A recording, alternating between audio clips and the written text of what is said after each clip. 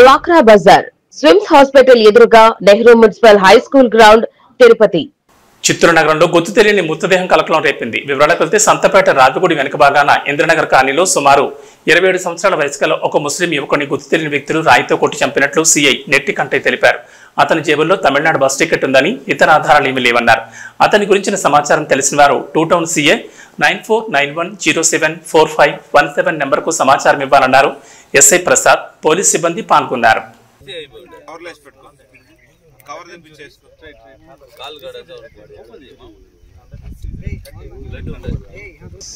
మాకు రాబడిన సమాచారం మేరకు చిత్తూరు 2 టౌన్ పరిధిలోని సంతపేట మరియు వీరభద్ర కాలనీకి పోయే ఈ కంప చెట్ల మధ్యలో ఒక చిన్న మట్టి రోడ్డు ఉంది. ఆ మట్టి రోడ్డులో ఇక్కడ మామూలుగా జనరల్గా ఈ కర్రలు ఇవన్నీ కాల్చిన ప్రదేశంలో ఒక మనిషి చనిపోయి పడి ఉన్నాడని ఇన్ఫర్మేషను.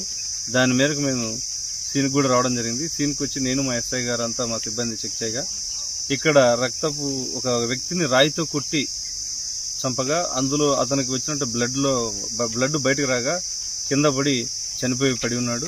ఆ వ్యక్తి వయసు సుమారుగా 20 నుంచి 25 సంవత్సరాల వయసు కలిగి ఉన్నాడు. అతని జేబులో తమిళనాడు బస్సు టికెట్కి సంబంధించిన ఒక చిన్న కాగితం స్లిప్ కూడా దొరికింది.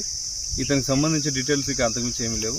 అతను ఒక షర్టు, ప్యాంటు, బనీను, ఫుల్ అండర్వేర్ వేసుకున్నాడు.